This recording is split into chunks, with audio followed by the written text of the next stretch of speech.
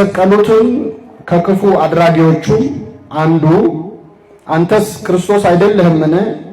ራስህንም እኛንም አድን ብሎ ሰደበው። ሁለተኛው ግን መልሶ አንተ እንደዚህ ባለ ፍርድ ሳለህ እግዚአብሔርን ከቶ አትፈራውምን? ስላደረግነው የሚገባንን እንቀበላለንና በእኛስ እውነተኛ ፍርድ ነው። ይህ ግን ምንም ክፋት አላደረገም ብሎ ገሰጸው። ኢየሱስንም ጌታ ሆይ በመንግሥትህ በመጣህ ጊዜ አስበኝ አለው። ኢየሱስም እውነት እልሃለሁ ዛሬ ከእኔ ጋር በገነት ትሆናለህ አለው ይላል። ስለ ቃሉ አምላካችን ስም የተመሰገነ ይሁን። አምላካችን መድኃኒታችን ኢየሱስ ክርስቶስ በተሰቀለበት በዕለተ ዓርብ ከተናገራቸው ቃላት እና እዛ መስቀል ላይ ከተፈጸሙ ነገሮች ከሰባቱ አጽራህተ መስቀል ወይም መስቀል ላይ ከተናገራቸው ቃላት አንዱን የተናገረበት ክፍል ነው አሁን ያነበብነው። አምላካችን ኢየሱስ ክርስቶስ በዕለተ ዓርብ በተሰቀለ ጊዜ ከሁለት ወንበዴዎች መካከል ነበር የተሰቀለው። በግራውና በቀኙ እድሜያቸውን ሙሉ የሰው ገንዘብ ሲቀሙ፣ ደም ሲያፈሱ፣ ሲገድሉ፣ ሲዘርፉ የኖሩ ሁለት ወንበዴዎች በተለምዶ ፈያታዊ ዘየማን የቀኙ ወንበዴና ፈያታዊ ዘጸጋም የግራው ወንበዴ ምንላቸው ጥጦስና ዳክርስ በሚል ስም የሚታወቁ ሁለት ወንበዴዎች ከአምላካችን ከኢየሱስ ክርስቶስ በግራና በቀኝ ተሰቅለው ነበር። ይህ የሆነበት ምክንያት አለ። የመጀመሪያው ቀጥታ አይሁድ ያሰቡት ምክንያት ነው። አይሁድ ክርስቶስን ከሁለት ወንበዴዎች መካከል የሰቀሉበት ምክንያት ከወንበዴዎች ጋር ከተሰቀለ ለተመልካች ለሚያየው ሰው ያው እሱም ወንበዴ ነው ብሎ እንዲቆጥረውና እንደ ወንጀለኛ እንዲታይ ለማድረግ ለማዋረድ፣ በአጠቃላይ መስቀል ክርስቶስን የማዋረድ እቅድ ነው። አይሁድ ክርስቶስ እንዲሞት ብቻ አልነበረም የፈለጉት፣ እንዲሰቀልና እንዲሞት ነው የፈለጉት። በሌላ መንገድ መግደል ይችሉ ነበር፣ በእሳት ማቃጠል ይችሉ ነበር፣ በድንጋይ ወግረው እንደ እስጢፋኖስ መግደል ይችሉ ነበር። ከሌላ አይነት አሟሟት ግን የግድ እንዲሞት የፈለጉት በምን ላይ ነበር? በመስቀል ላይ ነበር። በመስቀል ላይ መሞቱ የተፈለገበት የእግዚአብሔር ልጅ አይደለም ለማለት ነበር። የእግዚአብሔር ልጅ ከሆነ እውነት እሱ መሲሁ ከሆነ ክርስቶስ ከሆነ እንዴት በመስቀል ላይ በተረገመ ሞት እንዴት ሊሞት ይችላል? በእንጨት ላይ የሚሰቀል የተረገመ ነው ይላል ኦሪቱ። ስለዚህ በተረገመ የመስቀል ሞትማ አይሞትም ነበር። እሱ እውነት የእግዚአብሔር ልጅ ባይሆን ነው እንጂ እሱ መሲሁ ባይሆን ነው እንጂ ብለው መሰቀሉን ወይም አሟሟቱን የእግዚአብሔር ልጅ ላለመሆኑ ማስረጃ አድርገው ለማቅረብ ነበረ። ግን ክርስቶስ የእግዚአብሔር ልጅ ነው፣ ግን የተሰቀለው በምን ላይ ነው? ለዚህ ነው ቅዱስ ጳውሎስ እኛስ የተሰቀለውን ክርስቶስን ምን እንላለን? እንሰብካለን። የተሰቀለው ክርስቶስ ብለን እንሰብከዋለን። እነሱ እንዴት የተሰቀለ ክርስቶስ ሊኖር ይችላል ይላሉ። መስቀሉን ለማዋረጃ ይጠቀሙበታል። እኛ ግን የተሰቀለው ክርስቶስ እያልን እንሰብከዋለን ብሎ ተናግሯል። እና አምላካችን ኢየሱስ ክርስቶስ በወንበዴዎች መሃል መሰቀሉ በአይሁድ ሐሳብ እሱም ወንበዴ ነው፣ ወንጀለኛ ነው ተብሎ እንዲታይ ነበረ። ግን በዚህ ድርጊቱ ክርስቶስ ትንቢትም ተናገረ፣ ትንቢትም ፈጸመ ይላሉ አባቶቻችን። የፈጸመው ትንቢት አለ። ምንድነው ካላችሁ ትንቢተ ኢሳይያስ ምዕራፍ 53 ላይ ስለ ክርስቶስ መከራ የተናገረበት በጣም ውብ የሆነ የብሉይ ኪዳን ወንጌል ተብሎ የሚጠራ ክፍል አለ። ትንቢተ ኢሳይያስ ምዕራፍ 53 ላይ እንደዚህ አይነት የመጽሐፍ ቅዱስ ብሉይ ኪዳን ሆነው ስለ ክርስቶስ በጣም የሚናገሩ ክፍሎችን አባቶቻችን የብሉይ ኪዳን ወንጌል ወይም ደረቅ ሐዲስ ብለው ይጠሯቸዋል። የተጻፉት በብሉይ ነው፣ ግን የሚያወሩት ስለ ሐዲስ ነው። ከሌሎች ግን ቁጥር አንድ በጣም ስለ ክርስቶስ በመስበክ አንደኛው ነቢይ የሚባለው ነቢዩ ኢሳይያስ። ትንቢተ ኢሳይያስ ክርስቶስን ከመወለዱ ጀምሮ ሕፃን ተወልዶልናል፣ ወንድ ልጅም ተሰጥቶናል፣ እነሆ ድንግል ምን ትላለች? ወንድ ልጅንም እያለ በቀጥታ ስሙንም አማኑኤል ትለዋለች እያለ በቀጥታ ስለ መሲሁ የተናገረ ከመዝሙረ ዳዊት የሚቀድመው እሱ ነው። ሁለተኛው መዝሙረ ዳዊት ነው። ደረቅ ሐዲስ ይባላሉ እነዚህ ክፍሎች። እዛ ላይ ነቢዩ ኢሳይያስ ትንቢተ ኢሳይያስ ምዕራፍ 53 ላይ በጣም የሚያስደንቅ አይሁድም ለማስተባበል የሚቸገሩበት ትንቢት ተናግሯል። የሰማነውን ነገር ማን አምኗል? የእግዚአብሔርስ ክንድ ለማን ተገልጧል? የእግዚአብሔር ክንድ ወልድ ነው። የአብ ክንዱ እዱ መዝራይቱ ይባላል፣ እጁ ይባላል። ክንድህን ሰደው የወደቀ ነገር ብታነሳ ክንድህ ካንተ ተነጥሎ እንደማይነቀል እንደማይሄድ እግዚአብሔር አብ ከሱ ሳይለይ የላከው ዓለሙን የወደቀውን ዓለም ያነሳበት ክንዱ ወልደ እግዚአብሔር ኢየሱስ ክርስቶስ ልዑል ክንዱን ሰደደልን የሚባለው እና የእግዚአብሔር ክንድ ለማን ተገልጧል እያለ ስለ ክርስቶስ መከራ በእርሱ ቁስል እኛ ምን አለ ተፈወስን። በመገረፉ ቁስል ማለት ተፈወሳችሁ። እንደ በግ ለመታረድ ተነዳ፣ በሸላቾቹ ፊት ዝም እንደሚል በግ እንዲሁ አፉን አልከፈተም ብሎ እንግዲህ እያየው ነው። ይኸውላችሁ ክርስቶስ እኮ ገና አልቆሰለም፣ አልተሰቀለም፣ እንኳን ሊሰቀል አልተወለደም። ገና 1000 ዓመት ይቀረዋል። ግን ነቢያት በፊት በኋላ የሚፈጸመውን አሁን እንደሆነ ሆነው ነው የሚያዩት፣ ይታያቸዋል። ኃላፊያቱም መጻያቱም አሁን እንደሆኑ ይታያቸዋል። እና እያየው የሰማነውን ነገር ማናምነዋል ከአይሁድ መሃል አለ የእግዚአብሔር ክንድ ወልድ ለማን ተገልጧል? በሸላቾቹ ፊት ዝም እንደሚል በግ እንዲሁ አፉን አልከፈተም። በግ ሊሸልቱት ሲወስዱት አይ አሁን ብርድ ነው ትንሽ ጸጉሬን አቆዩልኝና ሙቀት ጊዜ ሲሆን የዛኔ ተሸልቱኛላችሁ ይላል አይልም። ዝም ብሎ እንደሚሸለጥ እንዲሁ አፉን አልከፈተም ካለ በኋላ መከራውን ገልጾ ሲጨርስ ምን ይላል? ከአመፀኞች ጋር ተቆጠረ ይላል። እስቲ በሉ ከምኖች ጋር? ከአመፀኞች ጋር ተቆጠረ። ስለዚህ ክርስቶስ ከአመፀኞች ጋር ተቆጠረ የሚለው ትንቢት ይፈጸም ዘንድ ዓርብ ዕለት ከሁለት ወንበዴዎች ከሁለት አመፀኞች አጠገብ ተቆጠረ። እንግዲህ ክርስቶስ ከኃጢአተኞች ጋር መቆጠር ልማዱ ነው። ገና ሲወለድም የተቆጠረው የሕዝብ ቆጠራ ቀን አልነበር ክርስቶስ የተወለደው። እመቤታችን በበረት ውስጥ እንድትወልደው ምክንያት የሆነው ቤተልሔም የሄዱት ለሕዝብ ቆጠራ ነበረ። ዮሴፍ እና እመቤታችን ልትወልድ ደርሳ በነበረ ሰዓት ለሕዝብ ቆጠራ ወደ ቤተልሔም ሄዱ። በዚያ ሳለች ልትወልድ ደረሰች። የምትወልድበት ቤት ፍለጋ ተንከራተቱ፣ አላገኙም። ከዚያ በበረት ውስጥ ተወለደ። ከተወለደ በኋላ ግን ሕዝብ ቆጠራውን አካሂደዋል። ክርስቶስ በእኛ መዝገብ ላይ ተጽፏል። እንደው እኔ ያን መዝገብ አሁን ብናገኘው ስም ዝርዝር ገሌ ገሌ ገሌ ይልና መጨረሻ ኢየሱስ ይል ማርያም ዮሴፍ ይልና ኢየሱስ ተብሎ ከኛ ጋር ተቆጥሯል። ከዛ በኋላ ግን ጠጩም ሰካራሙም ወንጀለኛውም አብሮ ስሙ እዛ መዝገብ ላይ ምን ብሎ ተጽፏል። እሱ እኛን ከቅዱሳን ቁጥር ይደምረን ዘንድ እሱ ከኃጢአተኞች ጋር ተቆጠረ።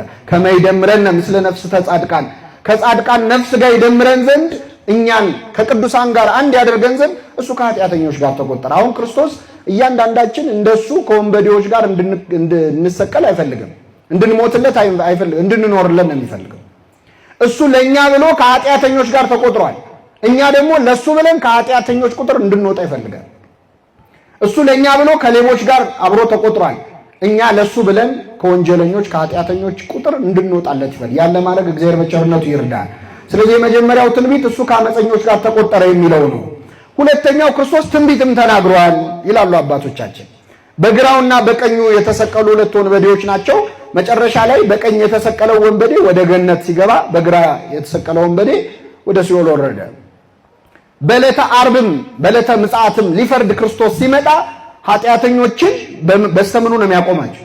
በስተግራው፣ ጻድቃንን በቀኙ ያቆማቸዋል። ስለዚህ ዓርብ ዕለት ሊፈርድ የሚመጣው አምላክ እሱ መሆኑንም ሲያሳየን በግራና በቀኙ ወደ ገነትና ወደ ሲኦል የሚወርዱ ሁለት ወንበዴዎች ጋር ተሰቀለ። መጀመሪያ ይገርማቸዋል፣ ሁለቱም ወንበዴዎች ክርስቶስን ይሳደቡ ነበር ይላል።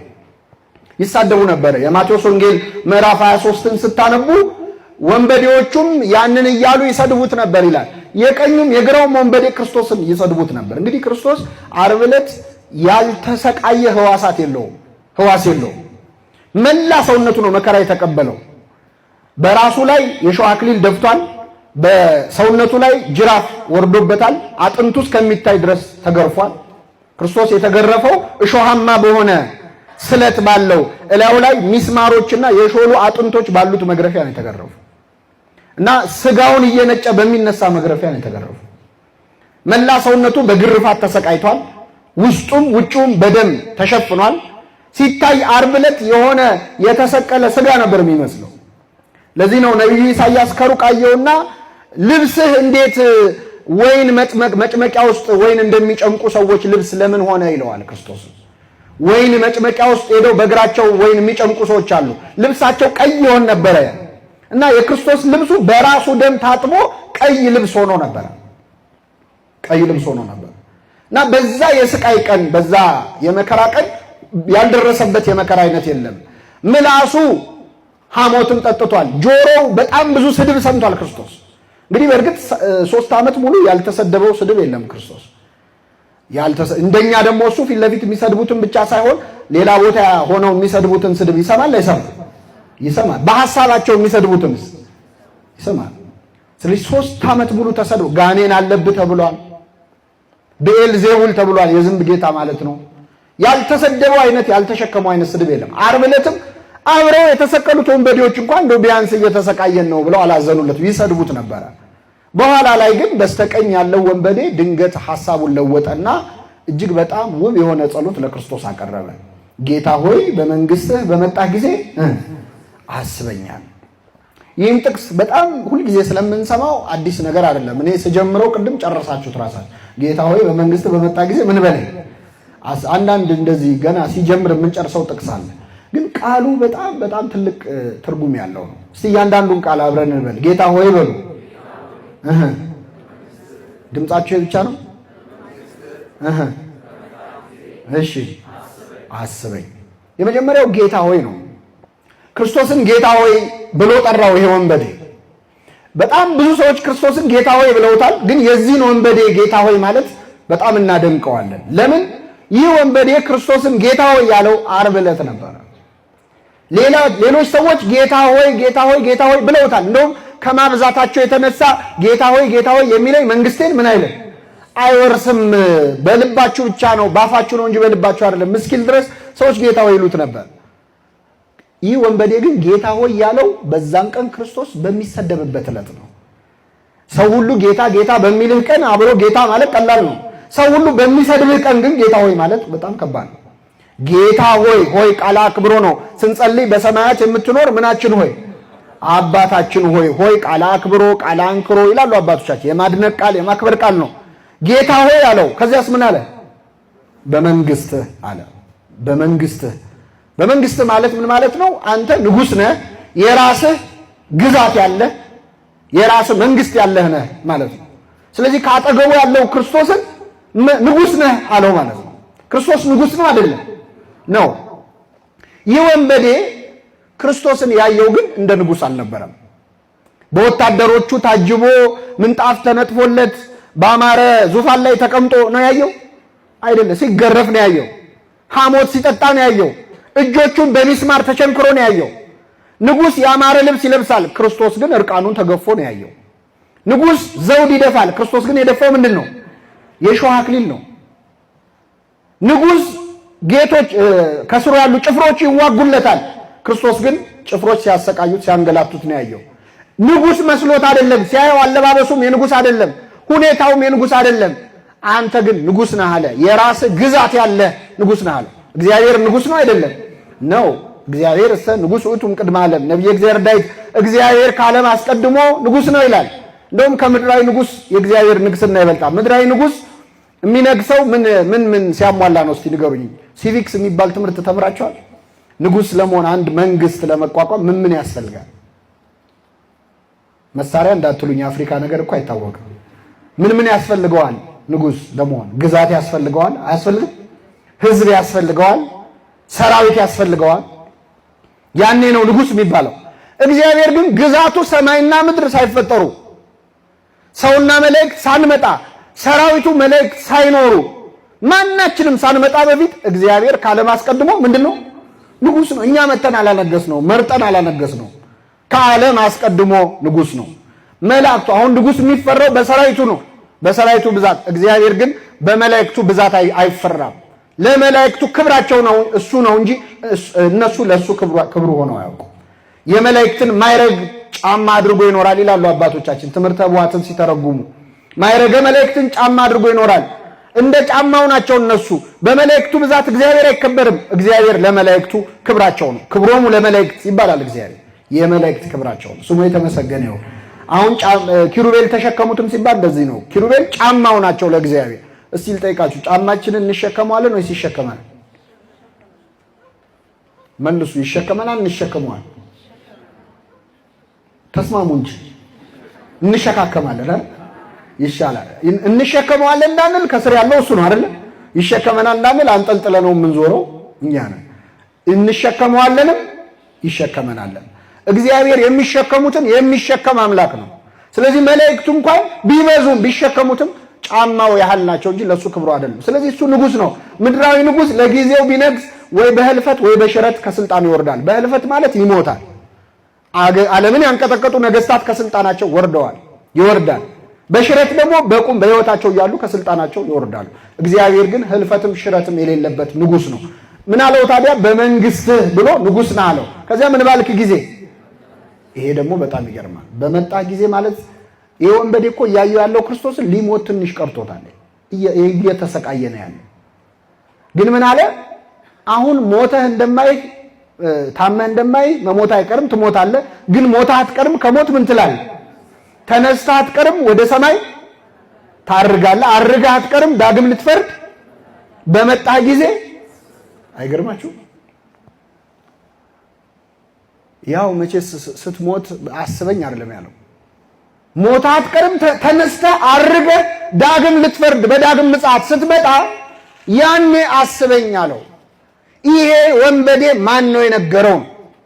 አጠገቡ ያለው አምላክ እንደሚያየው እየተሰቃይ። ክርስቶስን እኮ ተአምር ሲያደርግ አይቶ ማመን በጣም ቀላል ነው። ሲያበላቸው ያመኑ በሰዎች አሉ። አሳና እንጀራ አበርክቶ ሲያበላ ጥግብ ሲሉ ሰው ሲጠግብ ደስ ይለዋል አይደል? በቃ አንተ ንገስብን አሉት ክርስቶስን ይላል። ንገስብን፣ በቃ ሌላ ንጉስ አንፈልግም፣ ምራን ነው በቃ ግልግል ነው። እንዲህ አይነት ንጉስ የሚያበላ ንጉስ ማግኘት ደስ አይልም? የሚበላ ንጉስ ነው እኛ የምናውቀው አይደል? የሚያበላ ንጉስ ሲያገኙ ደስ ብሏቸው ንገስብን ብለውት ነበር። ዓርብ ዕለት እየተሰቃየ ደሙ እየፈሰሰ አይተህ እንዴት ታምንበታለህ? ግን እሱ ደሙ እየፈሰሰ ያየው አምላክ መሆኑን አውቆ ዳግም ልትፈርድ በመጣህ ጊዜ ምን በለኝ አለ፣ አስበኝ። ማን ያስተማረው? ኢትዮጵያዊ ሊቅ ቅዱስ ያሬድ ፈያታዊ ዘየማን መኑ መሐረከ ታይምር ዘንተ ይላል። የቀኝ ወንበዴ ይህን እንድታውቅ ማን ያስተማረ? ካጠገብ ያለው አምላክ መሆኑን በምን አወቅ? ዳግም ሊፈርድ እንደሚመጣ በምን አወቅ ብሎ ቅዱስ ያሬድ ይጠይቀዋል። ፈያታዊ ዘየማን መኑ መሐረከ ቅዱስ ያሬድ ነው የሚጠይቀው። የቀኝ ወንበዴ ማን ነገረ? ታይምር ዘንተ ይህን እንድታውቅ ማን አስተማረ ይልና ራሱ ቅዱስ ያሬድ ይመልሳል። ራሱ መንፈስ ቅዱስ ገልጦለም ማለት ነው። ነቢያትን አልተከተልኩም፣ ሐዋርያትም ሲሰብኩ ተከትዬ አልተማርኩም። አላ ፀሐይ ቀጸበተኒ ሶበሪኩ አመንኩ። ፀሐይ ጠቀሰችኝ፣ እሷን ባየው ጊዜ አመንኩኝ ይላል። ይህንን ወንበዴ አጠገቡ ያለው አምላክ እንደሆነ ያስተማረችው ማን ነበረች? ፀሐይ ነበረች። ክርስቶስ ሲሰቀል ፀሐይ ምን ብላለች? ጨልማለች። ጨረቃ ደም መስላለች። ከዋክብት ረግፈዋል። ያንን ሲያይ አጠገቡ ያለው የፀሐይ አምላክ መሆኑን አወቀ እና ያስተማረችኝ ፀሐይ ነው ብሎ ቅዱስ ያሬድ በወንበዴው አንደበት ሆኖ ይናገራል። እንግዲህ ያደለው ከፀሐይ ይማራል። አያችሁ፣ እኛ ስንት ሰባኪ ያስተምሮናል። እኛ ስንት ቀን ስትወጣ ስትገባ ያየናት ፀሐይ ግን አላስተማረችንም። ወንበዴው ግን ፀሐይን አይቶ ተማረ። ከተፈጥሮ ለመማር ያብቃል። ቅዱስ ያሬድን ያስተማረችው ማን ነበረች? ቅዱስ ያሬድ የተማረው ከምን ነበር? ከትል። እኛ ብንሆን 7 ጊዜ ወጣ ገባ ስትል ይህ ምንድነው የምትሰሪው ብለን አውርደን ረግጠን ጨፍልቀናት ነበር የምንሄደው። ቅዱስ ያሬድ ግን ከሷ ተምሮ ወደ ትምህርት ቤት ገባ። ከተፈጥሮ ለመማር ያብቃል። ተፈጥሮ እንኳን አያስተምራችሁም ይላል ቅዱስ ጳውሎስ። ቅዱስ ያሬድ ፀሐይ አስተማረችው ይላል። ቅዱስ ዮሐንስ አፈወርቅ ደግሞ አይ እኔ ፀሐይ አትመስለኝም፣ ይሄን ወንበዴ ፀሐይ ብቻዋንማ አትበቃም ይላል። ማን ያስተማረው ለሚለው እኔ የክርስቶስ ንግግር ይመስለኛል ይላል ቅዱስ ዮሐንስ አፈወርቅ። ክርስቶስ መስቀል ላይ ያለ የተናገራቸው 7 ቃላት ነበሩ። ስንት ቃላት? 7። የመጀመሪያው ቃል እንግዲህ በ3 ሰዓት ተሰቅሎ 7 ቃል መናገር በጣም ትንሽ ነው። እኔ እንኳን አሁን 77 ቃል ተናግሬያለሁ በዚህ ደቂቃ ውስጥ። ክርስቶስ 3 ሰዓት ሙሉ 7 ቃላት ለምን ተናገረ ካላችሁ ኃይሌ እንደገል ደረቀ ይላል። ከዛ በፊት ተገርፎ በጣም ተሰቃይቷል። ለመናገር አቅም አጥቶ ነበር ክርስቶስ ዓርብ ዕለት። እንደው የማይቀሩ ቃላት ነው የተናገረው እንጂ ብዙ ቃላት አላስተማረም፣ አልተናገረም። አንደኛ መስቀል ላይ አይደለም መናገር መተንፈስ ራሱ ይከብድ ነበር። የመስቀል ላይ አሟሟት አሁን ሰው ስለተሰቀለ አይሞትም። አንድን ሰው እዚህ አምጥተን ብናንጠለጥለው 3 ቀን 4 ቀን ብትጠብቁ አይሞትም። ምንድነው የሚገላቸው መስቀል ላይ? ትዝ ካላችሁ 2 ወንበዴዎች ክርስቶስ ሞቶ ነበር። ወዲያው ነው የሞተው። 3 ሰዓት በ3 ሰዓት ውስጥ ነው የሞተው። እንደውም ጲላጦስ ሞተ ብለው ሲነግሩት ከመቼው ሞተ አለ ይላል። በ3 ሰዓት ሞቶ አያውቅም መስቀል ላይ ያለ ሰው። በግራና በቀኝ ያሉትን ግን እግራቸውን ሲሰብሯቸው ሞቱ ይላል። ምናቸውን ሲሰብሯቸው? እግሩ ተሰብሮ ሰው ይሞታል? እግር የሌለው ሰው መኖር ይችላል አይችልም? ይችላል። ምንድነው እግራቸውን የሰበረው ካላችሁ መስቀል ላይ ሲሰቀሉ ትልቁ ስቃይ እንደዚህ ተቸንክረው ተንጠልጥለው ያለ ለመተንፈስ በጣም ይቸገራሉ። አንገታቸው ትከሻቸው መሃል ይቀበራል እና መተንፈስ ስለማይችሉ ለመተንፈስ ከእግራቸው ከፍ እያሉ ነው አየር የሚስቡት። ከፍ ለማለት እግር ያስፈልጋል። እግራቸው ሲሰበር ግን መተንፈስ ይችላል ስለማይችሉ በጥቂት ደቂቃ ውስጥ ይሞታሉ። እና በዛ አስጨናቂ ሰዓት ግን ክርስቶስ ተናግሯል የማይቀሩ ንግግሮች። የመጀመሪያው ንግግሩ ምንድነው? የሚያደርጉትን አያውቁምና ይቅር በላቸው። በጣም ከባድ ንግግር ነው የሚያደርጉ። አሁን ይቅርታ ማድረግ እኛም እኮ ኮንሰፕቱ ላይ ችግር የለብንም። እንዲህ ስትወጡ አሁን ከዚህ ጉባኤ በር ላይ ሰው ሲጋፋ ቢረግጣችሁ ይቅርታ ቢል ችግር የለው ችግር ትላላችሁ። ሌላ ግን ይቅርታ ቢለን የማንሰማው ሰው አለ የለም? አለ። እኔ እሷን ይቅር ከምል እንደው የመጣ ይመጣል የሚል ሰው አለ። በይቅርታ ምክንያት በነገራችን ላይ ይቅር ባለ ማለት ቅድስና ላይ ደርሰው የተበላሸባቸዋል።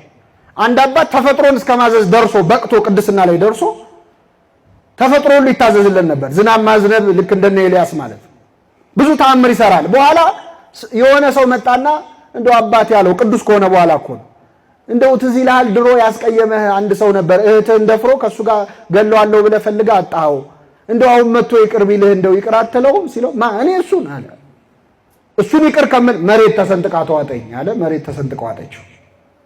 ተፈጥሮ ይታዘዝለት የለም?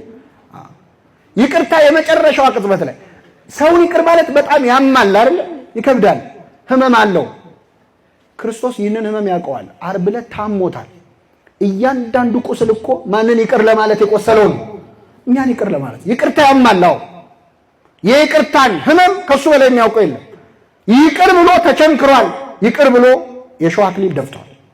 እና ጌታ ሆይ የሚያደርጉትን አያውቁምና አባት ሆይ ይቅር በላቸው ሲል በቀኙ ያለው ወንበዴ እኔ ባልደረሱብኝ ሰዎች ላይ ደርሼ ስንት ደም ሳፈስ ኖርኩኝ፣ እሱ ግን ለበደሉት እንዲህ ላሰቃዩት እንዴት ጸለየ ብሎ ልቡ የተለወጠው በክርስቶስ ንግግር ሳይሆን አይቀርም ይላል ቅዱስ ዮሐንስ አፈወርቅ።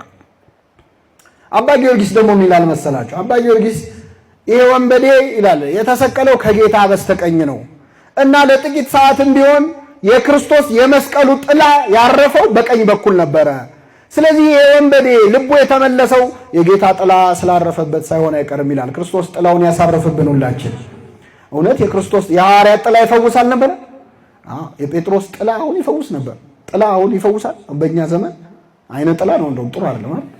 ሰው አሁን የሰው ጥላ ጥሩ አይደለም እየተባለ አራስ ቤት እንዳይገባ ውጪ ቆዩ ይባላል። የጴጥሮስ ጥላ ይፈውስ ነበር። እንዴት ፈወሰ የጴጥሮስ ጥላ? ጴጥሮስ እኮ በፊት ጥላው እንደውም ችግር ፈጣሪ ነበር። ካስታወሳችሁ አሳ የሚያጠምዱት በሌሊት ነበር ይላል። በሌሊት የሚያጠምዱት ለምንድን ነው? ቀን ቀን ሲያጠምዱት ፀሐይ ካረፈባቸው የነሱ ጥላ ባህሩ ላይ ካረፈ አሳው ጥላውን አይቶ ወደ እነሱ አይጠጋም። ስለዚህ ጥላ በጣም የማይኖርበትን ሌሊት ጠብቀው ነበር የሚያጠምዱት።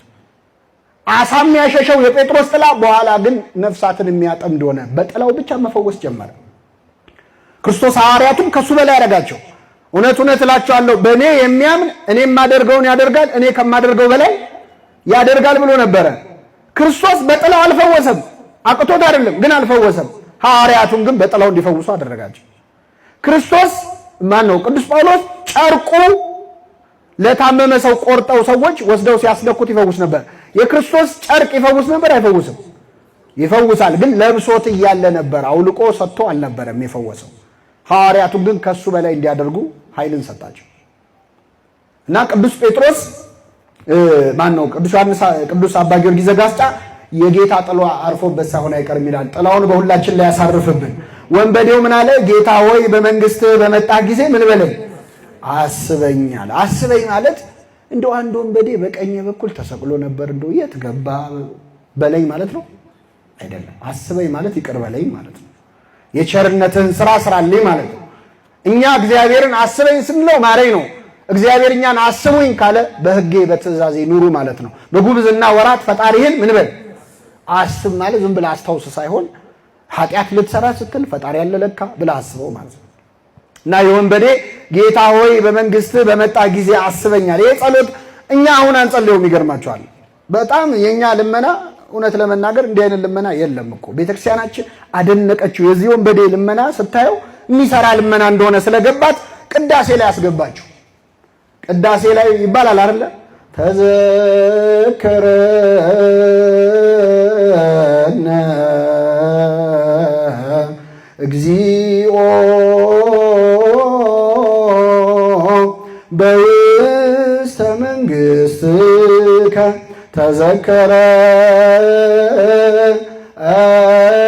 ተዘከረነ እግዚኦ ሊቅነ በውስተ መንግሥትከ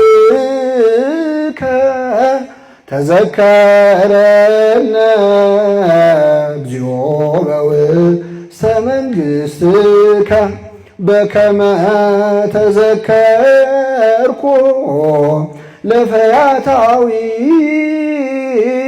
ዘየማን እንዘሃሎከ ዲበ ዕፀ መስቀል ቅዱስ። ሁላችንን ያስበን። ቅዳሴው ሊያልቅ ሲል ነው እንግዲህ አርፍደን ለመጣን ሰዎች ይመስለኛል የዛ ቦታ ላይ የተቀመጠው አላውቅም። አርፍዶ የመጣው ነው እንበል ያደል ሊያሰበው ባለቀ ሰዓት ሊያሰበው። ስለዚህ ቅዳሴውም ላይ አንዳንዴ ጠዋት አሃዱ ሲባል የማይደርስ ሰው አረፍዶ ምናምን የሚመጣ ሰው አለ። ተዘከረና ላይ ይደርሳል። ጥሩ ሰዓት ነው ደግሞ። ይሄን ብላችሁ እንዳታረፍዱ አደራችሁ። ግን ሁላችንን እንደው ጽድቅ ለመስራት ያረፈድነውን በቸርነቱ ያስበን። አያችሁ ቤተክርስቲያን ይጠቅማል ብላ ካሰበች የወንበዴ ጸሎትም ትጸልያለች። ሰርቷላ የሰራ መድኃኒት ነዋ። ጌታ ሆይ በመንግስት በመጣህ ጊዜ አስበኝ። እኛ ጸሎት ውስጥ እኮ ይሄ የለም። አሁን ክርስቲያኖች ነን እንላለን፣ ግን ጸሎታችን ውስጥ እንደው በመንግስት አስበኝ የሚል አለ? ስለታውን ሲነገር አትሰሙ? ስራ የለኝም ነበር ስራ አገኘው፣ ትዳር የለኝም ትዳር አገኘው፣ ደሞዝ ጭማሪ ለምኜ ነበር ደሞዝ ተጨመረልኝ፣ ትንሽ ሻል ካለ ደግሞ ቪዛ አገኘው፣ ውጭ ሀገር ላይ ነበር። አንድ ሰው ለንስሐ አብቃኝ የሚል ስለተሰምታችኋል? እንደው ምላሴ አስቸግሮ የነበር ምላሴን ሰብስብልኝ ብየው ሰበሰበልኝ የሚል ሰምታችኋል? የለም። ልመናችን ሁሉ ምድራዊ ጊዜያዊ፣ ጥቃቅንና አነስተኛ ይላል መንግስት። ጥቃቅንና አነስተኛ ነው እኮ ምን ለምነው ትንንሽ ነገሮች። እንደው ለእግዚአብሔር የሚመጥን ልመና የለንም። ሁሌ ስጋችንን ብቻ። እውነተኛ ልመና ግን ጌታ ሆይ በመንግስት በመጣህ ጊዜ አስበኝ። አሁን እዚህ ጉባኤ ላይ ያላችሁ ሁላችሁ እንደው ማህበረ ጽዮን በጉዞ አይታማም። እዚህ በአውቶቡስ ተይዘን ግሸን ብንሄድ አሁን ግሸን ያው መንገዱን ታውቁታላችሁ።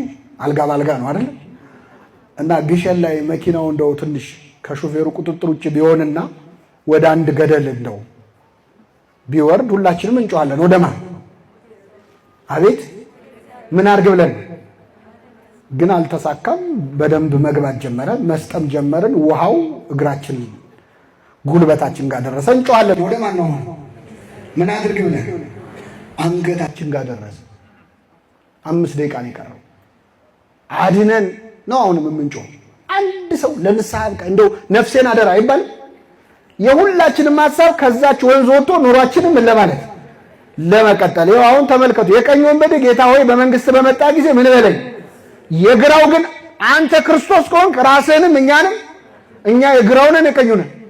በግራ ነው የተሰለፍነው። ምንም እኮ ባትሉም ብትሉም ነው። እግዚአብሔር የቀኙ ያድርገን። የምንለምነው ሁል ጊዜ ምድራዊ ነው፣ ጊዜያዊ ነው። ለአምላክ የሚጠየቅ ጥያቄ አናውቅም እኮ።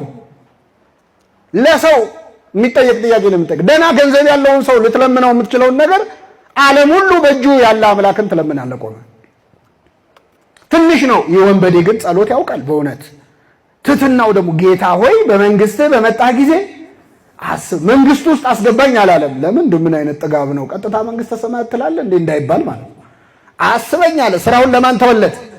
ለእግዚአብሔር። እኛ እኮ ከነ ፕሮፖዛሉ ነው የምንጸልየው አይደል? እግዚአብሔር አንድ ነገር እንዴት እንደሚያደርግልን መቼ እንደሚያደርግልን እና ቢቻል ሳይዙንም ስንት ሜትር ስንት ወርድ ብለን ነው የምንለምነው። እሱ ግን አስበኝ አለ።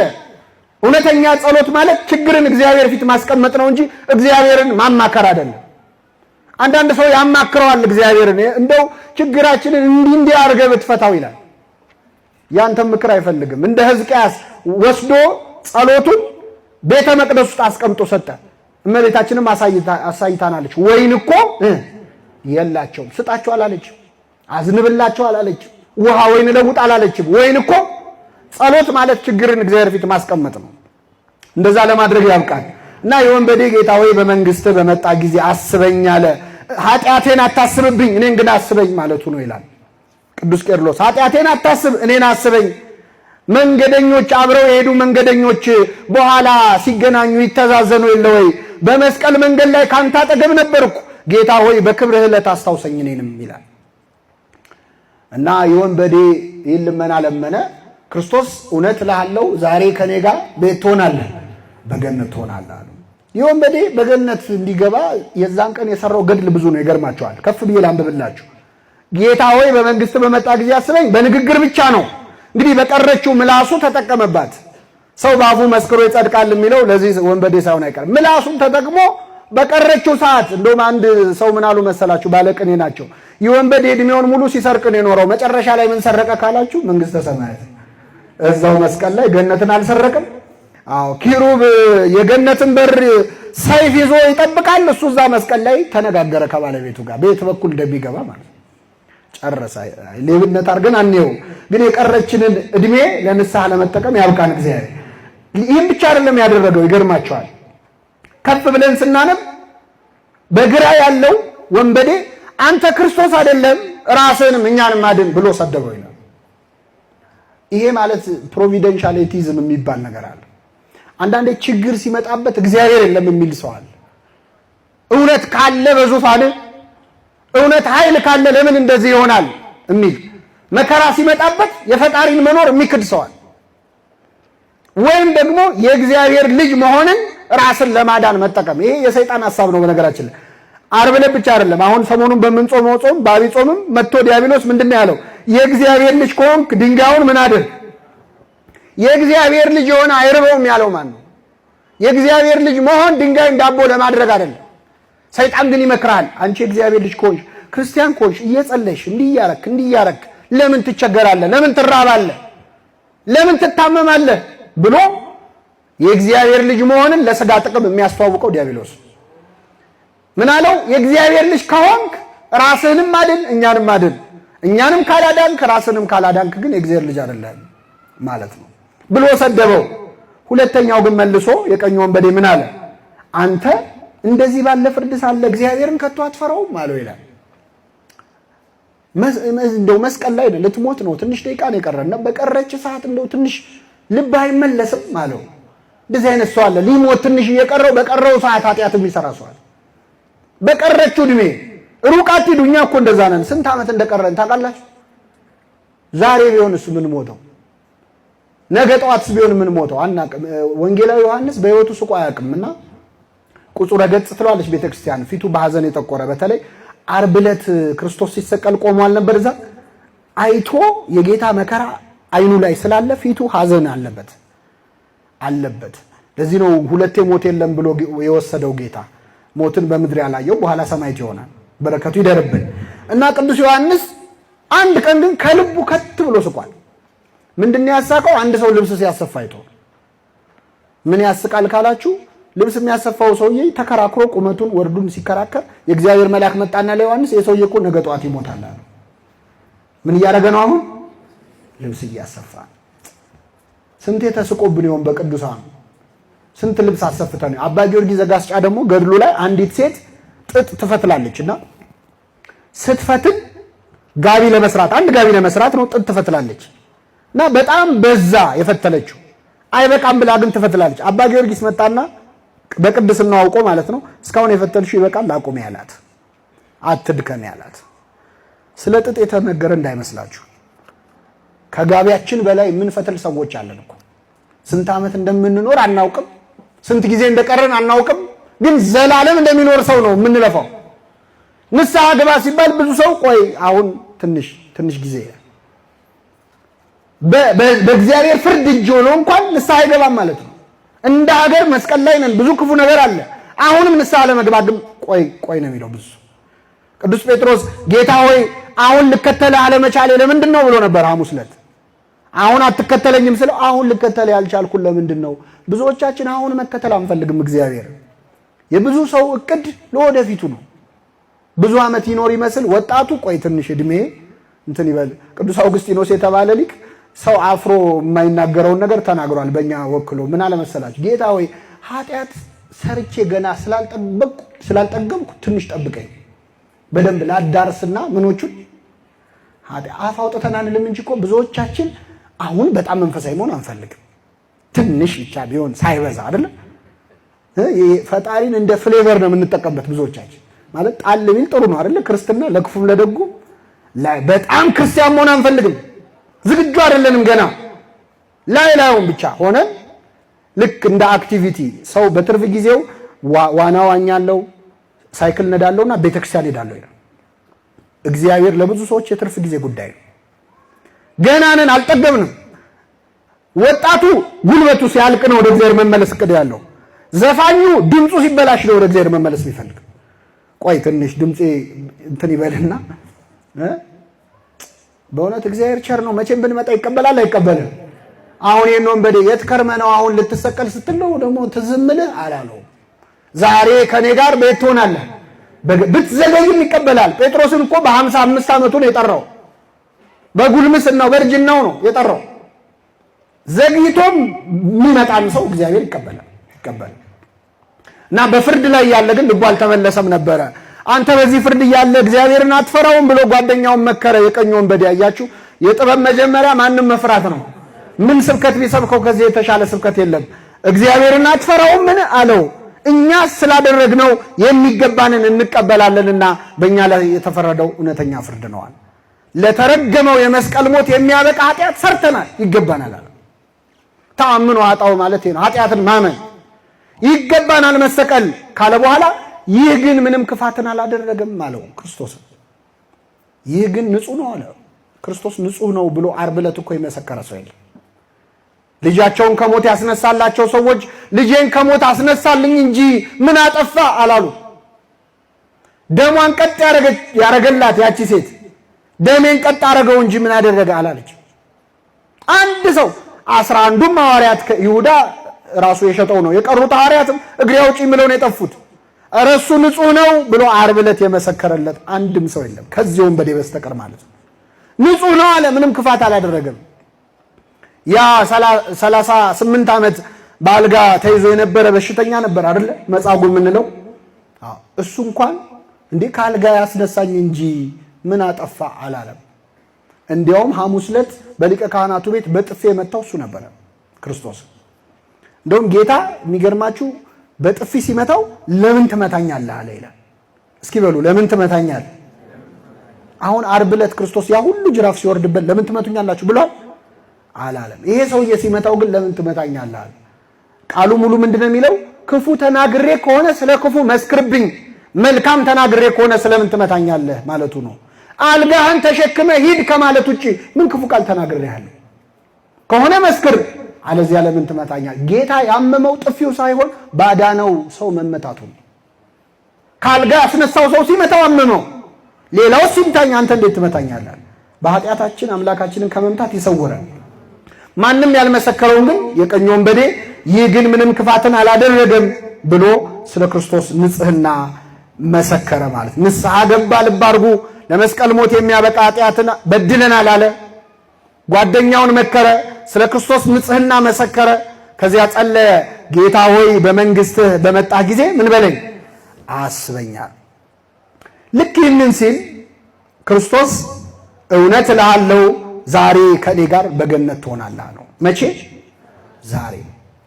እዚህ ላይ የክርስቶስን መልስና የወንበዴውን ጥያቄ ማነጻጸር ይኖርብናል። ከዚያ በፊት እንግዲህ ሰው አባቶቻችን እዚህ ላይ እንደሚሉት ነገር አለ። ሰው ዳግመኛ ከውሃና ከመንፈስ ካልተወለደ በቀር የእግዚአብሔርን መንግስት ምን አይልም አይወርስም። በሌላ ቋንቋ ካልተጠመቀ ማለት ነው። ይህ ወንበዴ ተጠምቋል ወይ? ሳይጠመቅ እንዴት ታዲያ ሊገባ ቻለ የሚል ጥያቄ ይነሳል። በሶስት መልኩ ይመለሳል። አንደኛው ጥምቀት በአዋጅ ለሁሉ መጠመቅ የተጀመረበት ጊዜ ከክርስቶስ ትንሣኤ በኋላ ስለሆነ ሂዱና አስተምሩ የሚለው አዋጅ ይህ ወንበዴ ገና ከጌታ መነሳት በፊት ስለሆነ ይህ ሕግ አይመለከተውም። አንድ በሉ። ሁለተኛ ክርስቶስ ከጌታ ቀኝ የተሰቀለው ወንበዴን መሰቀል መጠመቅ ነው እንድንል የሚያስችል አንድ ቃል ተናግሯል። ካስታወሳችሁ በወንጌል በማቴዎስ ወንጌል ምዕራፍ 20 ላይ ከቁጥር 20 ጀምሮ የዮሐንስና የያዕቆብ እናት ማርያም ባውፍልያ ወደ ክርስቶስ ቀርባ ልመና ለምና ነበር። ላንብብላችሁ። በዚያን ጊዜ የዘብዴዎስ ልጆች እናት ከልጆቿ ጋር እየሰገደችና አንድ ነገር እየለመነች ወደ እርሱ ቀረበች።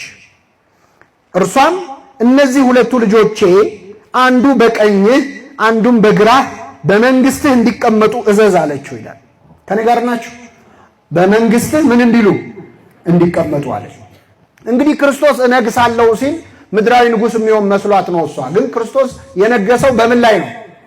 በመስቀል ላይ ነው። ስለዚህ እቺ ሴት የለመነችው ልጆቼ ዓርብ ዕለት ካንተ በግራና በስተቀኝ ምን ይበሉ ይሰቀሉ ማለቷ ነው። አንዳንዴ ምን ለምነውን አናውቅ። ክርስቶስ ምን አለ? የምትለምኑትን አታውቁም አለ። የምትለምኑትን አታውቁም። እኔ ልጠጣው ያለውን ጽዋ ልትጠጡ፣ እኔ የምጠመቀውን ጥምቀት ልትጠመቁ ትችላላችሁን አለ። በደንብ አስተውሉ። እኔ የምጠጣውን ጽዋ ልትጠጡ፣ እኔ የምጠመቀውን ጥምቀት ልትጠመቁ ትችላላችሁን አለ። እዛ የነበሩት ዮሐንስና ያዕቆብ ተቀበሉትና እንችላለን አሉት። ሲሉት ክርስቶስ ምን አለ? ጽዋዬንስ ትጠጣላችሁ፣ በግራና በቀኝ መቀመጥ ግን ከአባቴ ለተዘጋጀላቸው ነው እንጂ እኔ የምሰጥ አይደለሁም አለ ይላል። ከኔ ጋር ናችሁ? ልብ አድርጉ። ጽዋዬንስ ምን ትላላችሁ? ጊዜው ሲደርስ እንደኔ ትሞታላችሁ። እኔ የምጠጣትን ሐሙስ ዕለት ይህች ጽዋ ከኔ ትለፍ ግን ያንተ ፈቃድ ይሁን ብዬ የምጠጣትን የሞት ጽዋ እናንተም ትጎነጯታላችሁ፣ አይቀርም። በግራና በቀኝ መሰቀል ግን ለተሰጣቸው ነው አለ። ቅድም ግን ምንድነው ያለው? እኔ የምጠጣትን ጽዋ ልትጠጡ፣ እኔ የምጠመቃትን ጥምቀት ልትጠመቁ ነው ያለው። ጥምቀት ያለውን በኋላ በግራና በቀኝ መቀመጥ ብሎታል። ስለዚህ ይህ ወንበዴ ከጌታ ግራና ቀኝ ተቀምጧል። በክርስቶስ ንግግር ጥምቀት ተብሎ ተጠርቷል። ሶስተኛው ከኔ ጋር በሉ መጠመቅ ከክርስቶስ ጋር መሞት ነው። ሮሜ ምዕራፍ 6 ላይ የተጠመቅኑላችን ከክርስቶስ ጋር በሞቱ እንደተባበርን አታውቁም? ምን ይላል? አንድ ሕፃን ልጅ የሚጠመቅበት ውሃ ውስጥ ሲዘፈቅ ከክርስቶስ ጋር ሞተ፣ ከውሃ ውስጥ ሲወጣ ተነሳ ማለት ነው። ስለዚህ መጠመቅ ከክርስቶስ ጋር ምን ማለት ነው? መሞት ከሆነ ከክርስቶስ ጋር መሞትስ ምንድን ነው? አትመልሱ። አንድ ሲደመር ሁለት ስንት ነው? አይ ሂሳብ ላይማ ችግር አለ። አንድ ሲደመር ሁለት ስንት ነው?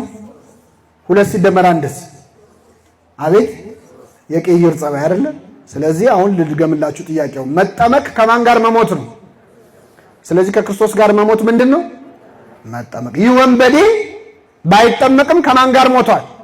ከክርስቶስ ጋር ሞቷል። አሃ በግራ ያለውን ተጠምቋል ማለት ነው እንዳትሉ፣ እሱ ደግሞ አላመነም። ተሳድቦ ነው። በቀረችው ዕድሜ አብቃቅቶ ክርስቶስን ተሳድቦ ነው የሞተው።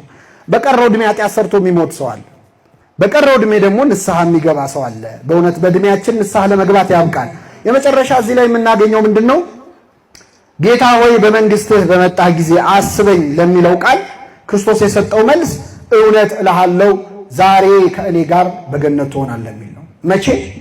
ዛሬ። ወንበዴ የጠየቀው በዕለተ ምጽአት በትንሣኤ ዘጉባኤ ነፍሳትን ሁሉ ከሞት ስታስነሳ፣ ያው መቼስ እኔንም ማስነሳት አይቀርም፣ እኔን ስታስነሳኝ ያኔ አስታውሰኝ፣ አስበኝ፣ ይቅር በለኝ ነው ያለው።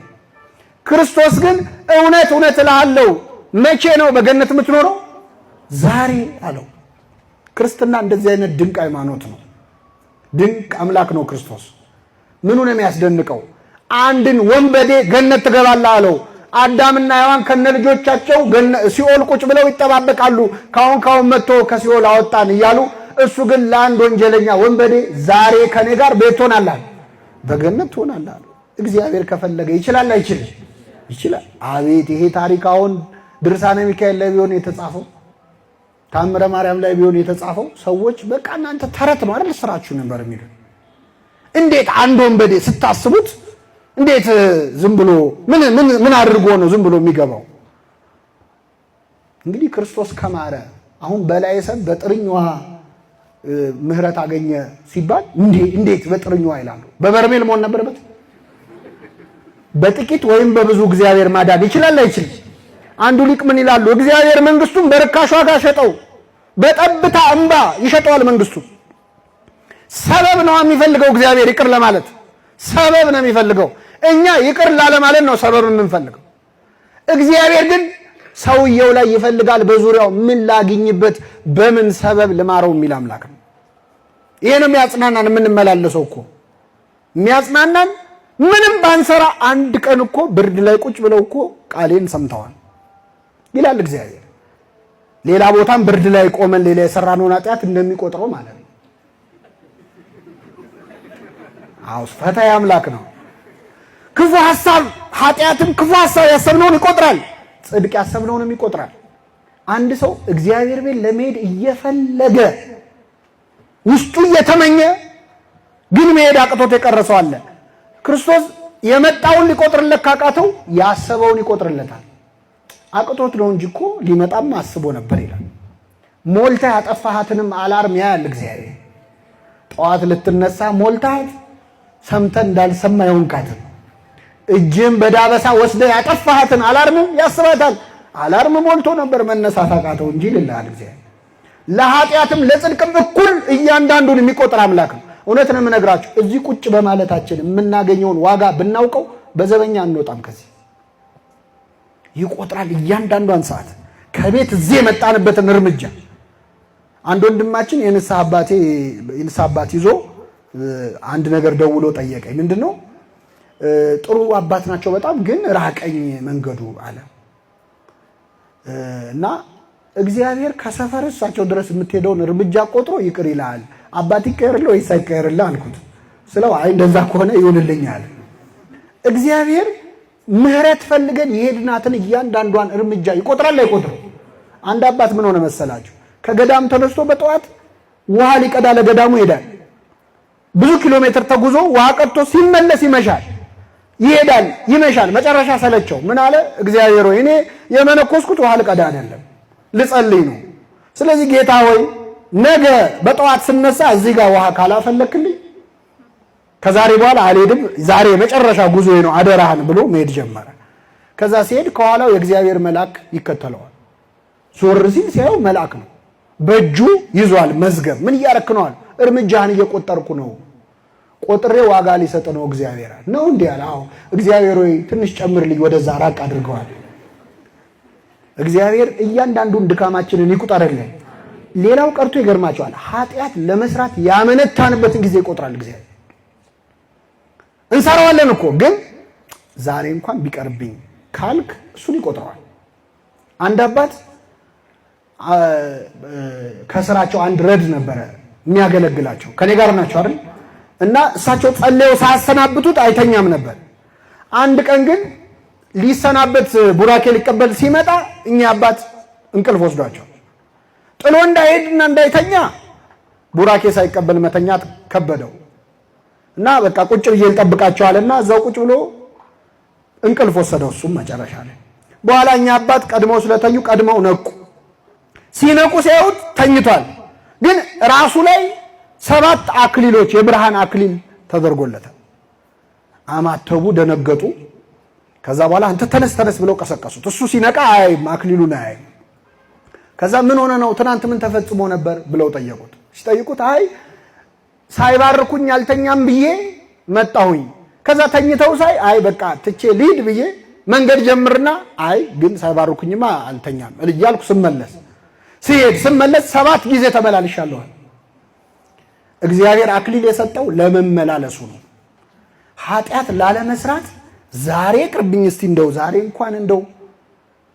ዛሬን እንኳን ማለትህን እግዚአብሔር ይቆጥርልሃል። ለሁላችን ይቆጥርልን እና የወንበዴ በሚገርም ሁኔታ ዛሬ ከኔ ጋር በገነት ትሆናለህ አለው። ብዙ ቅዱሳን እየጠበቁ የሚገርማችሁ የገነት ጠባቂ ኪሩብ በጣም ተደንቆ ጠየቀ። አንተ ማነህ? አብርሃም ነህ? ይስሐቅ ነህ? ያዕቆብ ነህ ብሎ ጠየቀ። ኧረ አይደለሁም፣ እኔ ከጻድቃን አንዱ ነህ። አይደለሁም። ታዲያ ማነህ? ወንበዴ ነኝ አለው። ታዲያ የእሳት ባህሩን እንዴት አልፈ መጣ አለው ይላል ግብረ ሕማማት ላይ ቅዱስ ያዕቆብ ዘስሩግ ነው የጻፈው። አይ እኔማ የደሙን ማህተም ሰጠኝ ብሎ የክርስቶስን የደሙን ማህተም አሳየው። አይ እሱን ከያዝክማ ግባ አለው። ስጋውን ደሙን ተቀብለን የማናልፈው በራለ የለም፣ ለመቀበል ያብቃል። ስለዚህ የወንበዴ በቀረችው ዕድሜ አሁን ይኸውላችሁ 3 ሰዓት ውስጥ 20 ደቂቃ 30 ደቂቃ ውስጥ ነው ነፍሱን ያዳነው። እኛ ለንስሐ ሲሆን ጊዜ የለኝም እንላለን። አሁን የተማርነው በነገራችን ላይ ለጠቅላላ እውቀት አይደለም፣ ንስሐ እንድንገባ ነው። ቀጠሮ የያዝን ሰዎች ለንስሐ አይ ቆይ ትንሽ አንዳንድ ሰው አንዳንድ የማስተካክለው ነገር አለ ቆይ ትንሽ ይላል። የሚያስተካክለን ማን ነው? እግዚአብሔር። ሁለተኛ ምናልባት የዛሬዋ ቀን የመጨረሻ ቀን ብትሆን እንደ ቀኝ ወንበዴ የተሰጠችንን የንስሐ ዕድል መጠቀም ያስፈልጋል። የመጨረሻው ነጥብ የሚገርማችሁ ክርስቶስ ጌታ ሆይ በመንግስት አስበኝ ሲለው ዛሬ ከኔ ጋር በገነት ትሆናለህ ብሎ ያናገረው ይህንን ወንበዴ እሱ በስቃይ ላይ ሆኖ ነበረ። እሱ በስቃይ ላይ ሆኖ ግን የሌሎችን ስቃይ የሚሰማ አምላክ ነው ክርስቶስ። ኧረ ተወኝ እኔ አንተን ነገር አልሰማም፣ ለራሴ ተገርፌ 6666 ጊዜ ደክሞኛል፣ ትንፋሽ አጥሮኛል፣ በል ዝም በል አላለም። ብዙ ጊዜ እኛ ሰዎች ተጨንቀው መፍትሄ ባንሰጣቸው ጆሮ እንድንሰጣቸው ይፈልጋሉ፣ ለትንሽ ደቂቃ እንድንሰማቸው፣ ያንን እንኳን እድል አንሰጥም። እና የዚህን ወንበዴ ጸሎት ልመና የሰማ አምላክ የሁላችንን ይስማን። ሌላው አስገራሚ ነገር የመጨረሻው ምንድነው? የወንበዴው ልመና ጌታ ሆይ በመንግስት በመጣህ ጊዜ ምን በለኝ ነው? አስበኝ ነው። የጌታ መልስ ዛሬ ከኔ ጋር ቤት ትሆናለህ፣ በገነት ትሆናለህ ነው። ጸሎቱ እና ልመናው አንድ አይደለም። እግዚአብሔር ጸሎታችንን አርሞ የሚሰማ አምላክ ነው። ከምንለምነው በላይ የሚሰጠን፣ አንዳንዴም የማያስፈልግ ልመና ልንለምን እንችላለን። በእውነት እግዚአብሔር የለመነውን ሁሉ ስላልሰማን ስሙ የተመሰገነ ነው። አሁን የለመነውን ሁሉ ቢሰማን ስንት ችግር ውስጥ ገብተናል። አሁን እዚህ ወጣቶች ትበዛላችሁ። የወጣቶች ልመና ያው አብዛኛው ትዳር ነክ እና አንዳንዴ የሆነ ሰሞን ገሊት እንደው እቺ ልጅ እንደው አደራን እንደው ይላል አንድ ወጣት ሄድና እቺን እንደው ስጠኝ፣ ይሄን ወንድ ስጠኝ ትላለች። ከዛ ትንሽ ቆይታ ሐሳቧን ትቀይርና ጌታው ያለፈውን ተው። ሰው ማመልከቻ እንኳን እኮ ስርዝ ድልስ ይበዛው ጥሩ አይደለም አይደል? ሪጀክት ይደረጋል። የኛ ጸሎት ብዙ ስርዝ ድልዝ አለው። የለመነውን ያህል ስላልሰማን ግን ስሙ የተመሰገነ ይሁን። እንደለመንከው ቢሰጥ እኮ ህይወት ይበላሻል። አንዱ የእግዚአብሔር ፍቅሩ አለመስጠት ነው። ታፍላቭ የሚባል ነገር አለ። ወላጆች ልጆቻቸውን በመውደዳቸው ምክንያት የሚያደርጉት ቅጣት አለ፣ ማስራብ አለ። ስጠኝ ያለው ሁሉ አይሰጠውም። ልጅ ከፍቅር የተነሳ ትከለክለዋለህ። እግዚአብሔር አባት እንደመሆኑ የማይጠቅመንን ነገር አይሰጠንም። ልጆች ሆነን ስጠኝ አባዬ ስጭኝ እማዬ እንላለን፣ አይሰጡንም። ብንፈራፈር አይሰጡንም። እግዚአብሔርም አይሰጥም አባት ስለሆነ። ልጅ መርዝ ስጠኝ ብሎ ቢያለቅስ ትሰጠዋለህ? አይ ልጄ ለምን ጓጉቶ ይቀራል ይላል ወላጅ? አይልም። እናንተ ክፉዎች ስትሆኑ ለልጆቻችሁ መልካም መስጠትን ታውቃላችሁ። ከእናንተ መካከል ልጁ ዳቦ ቢለምነው ድንጋይ የሚሰጠው አለ ወይ ይላል ጌታ። ድንጋይ የሚሰጠውን ሊቃውንት ሲተረጉሙ አይ ይሄ ልጅ ስለጠገበ ነው ዳቦ ዳቦ የሚለው፣ ድንጋይ ቢሰጠው ጥርሱን ይሰብረዋል እገላገላለሁ ብሎ ድንጋይ አንስቶ ይሰጠዋል? አይሰጠው።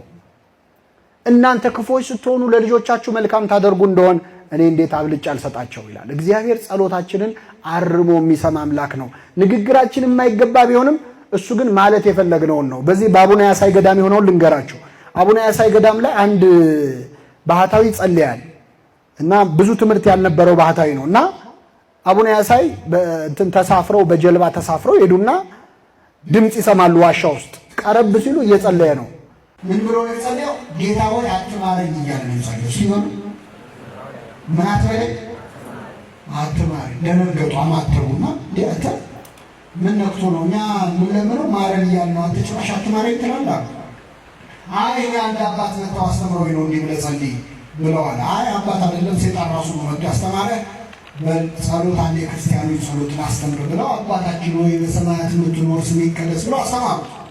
ቁጭ ብሎ ተማሪ አባት ሌባ ተማሪ ከተማሩ በኋላ በደህናዋን ብለውት ተሰናብተው በጀልባ ጥለውት ሲሄዱ አባታችን ሆይ በሰማያት የምትኖር ስምህ ይቀደስ መንግስት ትምጣ ብሎ ጠፋበት። ቢለው ቢሰራው ጠፋበት። መጨረሻ እኚህን አባት ሳያመልጡኝ ልድረስባቸው ብሎ ሮጦ ሄዶ ጀልባውን አስቆሞ አባቴ መንግስት ትምጣ ብሎ ቀጥሎ ምንድነው አላቸው። ሮጦ ሄዶ ነው ያልኳቸው። እሳቸው ጀልባ ላይ ነው ያሉት። በምን ላይ ነው እየሄዱ ያሉት? በባህሩ ላይ ነው የሮጠው። በቅቷል ማለት ነው። በውሃ ላይ መሄድ ደረጃ ላይ ደርሷል። እና ቆሞ መንግስት ትምጣ ብሎ ምንድነው አላቸው። ሲያዩት ውሃ ላይ ቆሟል። ኧረ በልበልበል እንደ ድሮ አትማረኝ ብለህ ቀጥላል። ምክንያቱም እግዚአብሔር ሰምቶታል አልሰማውም? ለምን የሰማው ያለውን ሳይሆን ለማለት የፈለገውን። እግዚአብሔር ለማለት የፈለግነውን ይስማን። የሰማነውን በልቡናችን